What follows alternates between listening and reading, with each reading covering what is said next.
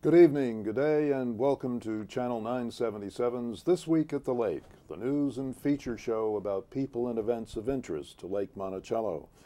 We're broadcasting from the High and Muriel Badler studio located in the clubhouse, and I'm your host, Ron Krause. Today we're going to be talking about volunteerism. Well, you live at the lake, most of you. We have a broader audience, you know.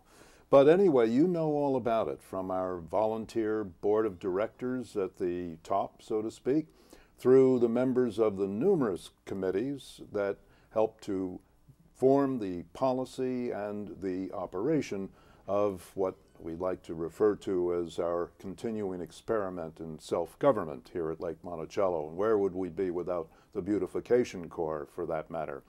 But volunteerism in Fluvanna County extends well beyond the somewhat less than pearly gates of Lake Monticello. And that's what we're going to be exploring today. And our special guest to help us do that is Valerie Luvano, a lake resident who is representing the county, the Fluvanna Leadership Group. Valerie, nice to have you with us. Thank you. It's nice to be here. Well, first of all, just to acquaint people with you, how long have you lived at Lake Monticello and where'd you come from? I've been here almost 10 years and I came from Northern Virginia. That's a lot of the Northern Virginia influx. You're a working mother, I understand, and you also volunteer. That is correct. Where do you volunteer? At the Fluvanna Sheriff's Office with their Volunteers and Police Services program. Oh my! What does that entail? You see a lot of people in handcuffs down there? Not exactly. It has a couple of different parts to its organization.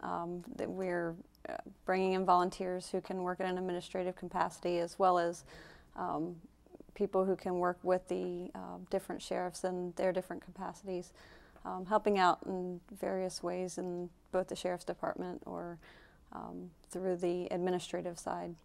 That's an interesting example of the opportunities one might not think of, but that exist even here with government here in the lakes. People are used to some others, the more visible nonprofits and say the school system, but that's a different kind of thing. We'll get into that in a few minutes. First, well, why don't we get to the particulars of this volunteer Fluvanna fair that is that you folks have ginned up and have organized. What is it? When is it? Where is it? Give the commercial.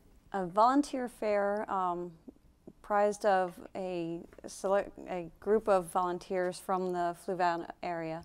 Nonprofit organizations. We have room for about 50 organizations to come and demonstrate, tell people in the community about what their company does, what they need volunteers to do, what different positions they have open for people to volunteer. Currently we have 34 volunteer groups, nonprofit organizations that have booths set up, ready to come in and talk to the different people in the community about their organizations. Well, when is the fair going to be held? It is going to be March 21st from 10 to 2. That's a Saturday. It is a Saturday at Fluvanna County High School in their cafeteria.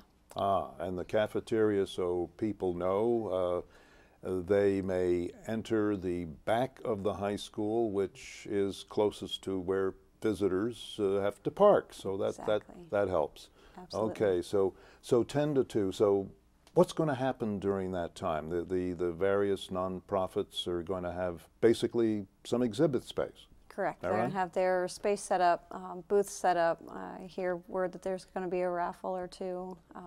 There should be some door prizes. There's Fluvanna band boosters who are going to be setting up food so they can have that available. Good, good. Give us a few examples, if you would, of the types of nonprofits whom you already have on the list signed up. Yeah, we have groups like Meals on Wheels, the Volunteers and Police Services Program, Old Farm Day Committee, Fluvanna County NAACP, the Fluvanna SPCA, Hospice of the Piedmont, Lake Monticello Beautification Corps, and Pride, various organizations from large to small. Yeah, wow. That all need help. And the reach, yeah, this is the 10. The reach is really throughout the county. I gather, from Kent's Store to Fork Union and all the places in between. Absolutely. What basically, what do you think? Well, of course, you've talked to them. The nonprofits themselves or agencies, of course, get the exposure, but they're principally looking, nonprofits are, they're always for more volunteers. So Absolutely. people are going to be kind of, I saw you first, or, that's. You have the opportunity to walk through the different groups, to speak to the people who actually volunteer and who are already in place doing things to help in the organizations, kind of get an idea of what it is that they offer and see if there's a place that you would fit in and what they're looking for. Mm-hmm.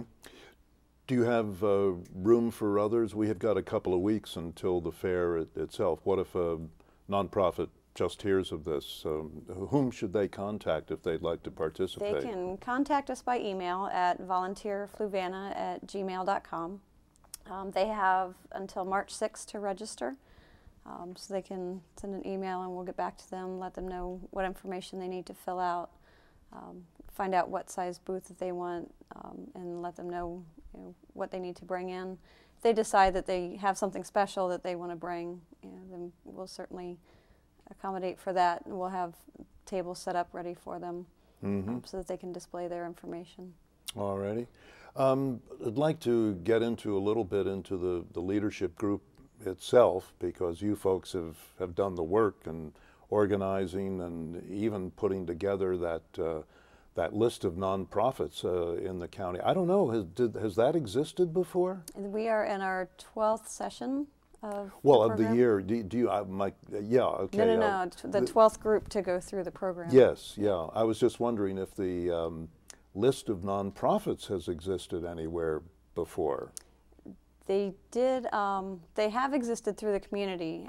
I know that in putting them together, we've had to do the research to find the organizations, to reach out to the community to find out exactly, who is available and what organizations are available in the county. And finding out there's actually over 100 organizations that exist in Fluvanna County. Really, I had no idea. Yeah.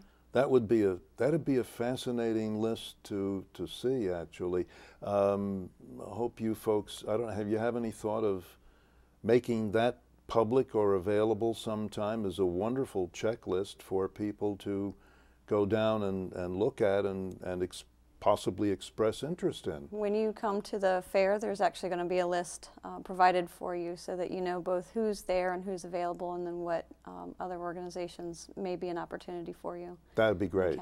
That's great. Okay, the leadership group, as you said, this is the 12th year. We have talked. Actually, one of the men, Al Colville, was very active and instrumental in its early formation and kind of guided it for a couple of years. We have done a couple of programs on it in the past. But tell us a little bit about the leadership group. What is it comprised of? Who? It is comprised of volunteers, one, in the community who have continued to carry out the goal of bringing together groups of members in the community who are looking to be educated, learn about the community, find out what places they may be able to help out, where their interests may lie in learning about the county, and learning about the different organizations available in the county, and bringing those groups together to produce something such as the volunteer fair. A lot of those people who've been through the program have gone on, they've even run for public office, some of them. It's a regular program. It's what, about 9 months long, is it? Starting usually in September? And goes through March. Yeah, okay. And you meet once, twice a month. Twice a month. Twice a month. All right. And learn all about county government and the installations and the different people that make things happen. Yeah. It's quite a program. Limited to 25. 25 people, yes. All right. So when people hear about this in summer, probably sometime, they better gallop and sign up. It's definitely worth learning. Yes. It's very popular. Yeah, that's great. The group. Why did you picked this out? Who came up with the idea that maybe we should put together this fair? This was part of the program, the Leadership Development Program. It was kind of an assignment for us, or a challenge for our class to put together.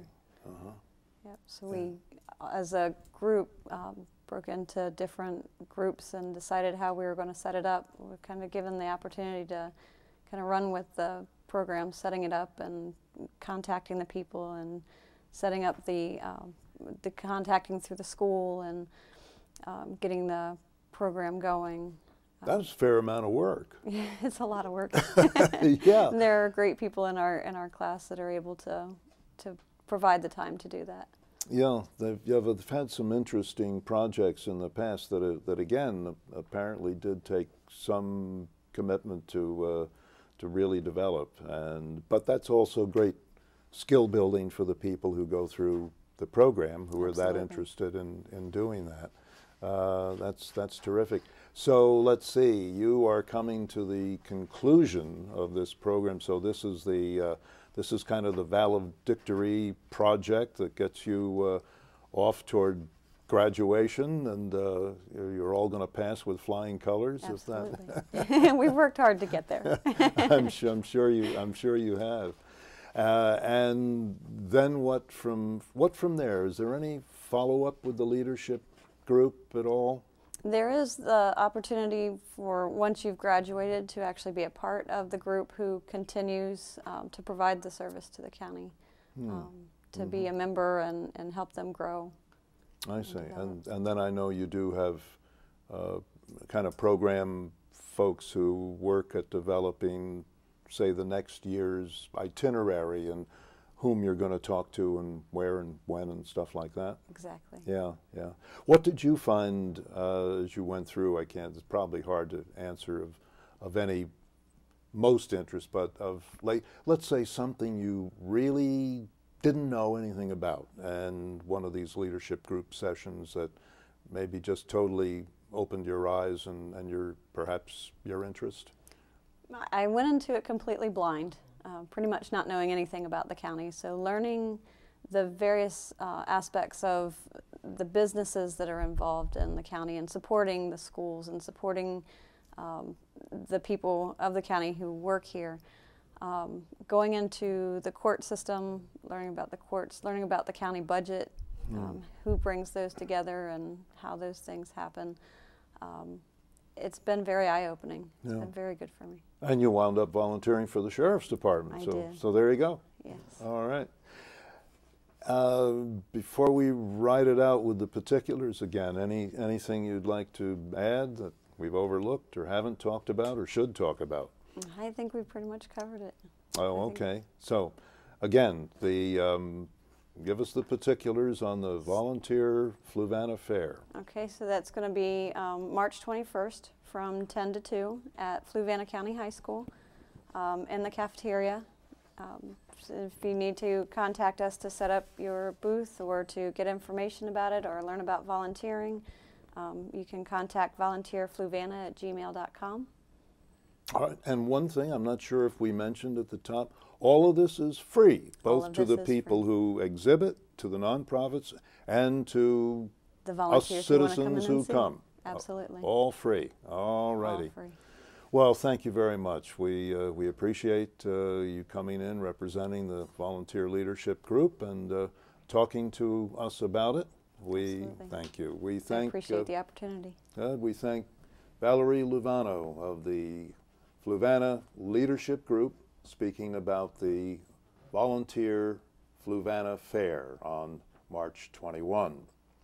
We remind you that you can check the Friday flyer and specifically the LMOA website at lmoa.org for programming and the repeat schedule of our famous Channel 977 programming. There are a lot of other things that are going on in addition to This Week at the Lake and the Board of Directors. You'll be able basically to see the upcoming town hall meetings about the new building plans, the contract estimates and the like. That's going to be March 8 and 9, if memory serves correctly. That'll be live here from the clubhouse. If you can't get down in person, we do plan to cover that, to bring all of that important information to you in your lovely homes. I might mention also that the broadcast group, like all these other volunteer groups, always looking for people who might like to join in our fun. Behind the camera, doing all sorts of things. You don't have to be a wizard. Training will be provided. We're not a committee. We're a group, so you're not committed to anything in particular. We meet once a month, and as you know, we put on these shows on each week that the board of directors is not meeting, and there's plenty of opportunity for camera and switching and all kinds of great things. So if you're interested, you might like to join us this coming Tuesday, March 10, that would be, in the clubhouse at 7 p.m. downstairs in the game room, and yeah, meet the folks, hear the meeting, and see if you think you might like to be on hand once in a while.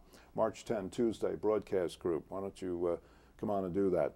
And remind you also to tune in this week at the lake, next week at this time, when Channel 977 and guest host Elizabeth Pelicane will be talking to Lake resident Dan Schutte. He is news anchor at Channel 19 in Charlottesville. That should be fun, so why don't you be sure to tune in.